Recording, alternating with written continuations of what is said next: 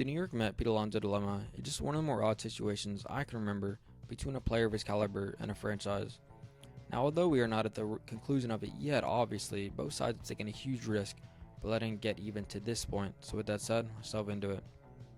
Pete Alonso won Rookie of the Year in 2019 by hitting an absurd 53 home runs while also knocking in 120 RBIs, 120 as a rookie. The former Florida Gator standout seemed destined to become their franchise cornerstone player they were so desperately seeking after the retirement of course, David Wright. Now, Alonso proceeded to average an OPS plus of 137 the following 4 seasons, including 2 All-Star bids and finishing in the top 20 of MVP voting twice as well. So fast forwarding to this offseason, it seemed as though an extension was on the horizon, as most perceived franchise players are not allowed to go into a contract year without security. And although Alonso's agent is the infamous Scott Boras, who never allows his clients to accept an extension, Pete has said incessantly over the years that he would love to stay a New York Met. And of course, Scott works for Pete, not the other way around, as you may perceive as the way Scott talks. So Scott would have to oblige to Pete's sentiment if it ever came to that.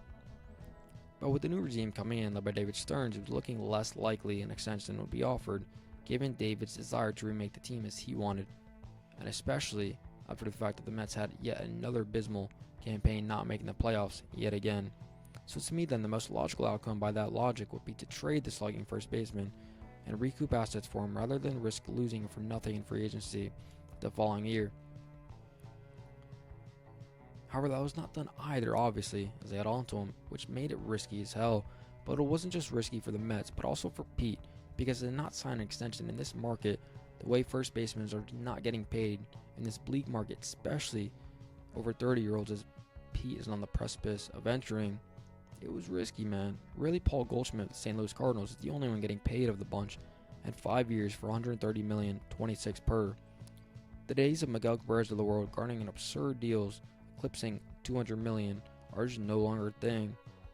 So yeah, Pete headed into this season with an immense amount of pressure that he only labeled on himself was completely avoidable. And despite his all-star Fugazi selection, in my opinion, where teammates Francisco Lindor and Brendan Nimmo were way more deserving, he has not had a typical year, with only 19 home runs and 53 RBIs.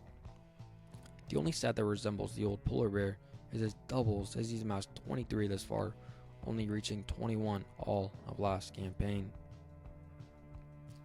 And with the trade deadline just days away and the Mets sitting one game back of the final playoff chair after their summer resurgence, it looks pretty unlikely that the Mets will trade him, foregoing yet another opportunity to rack up assets for him.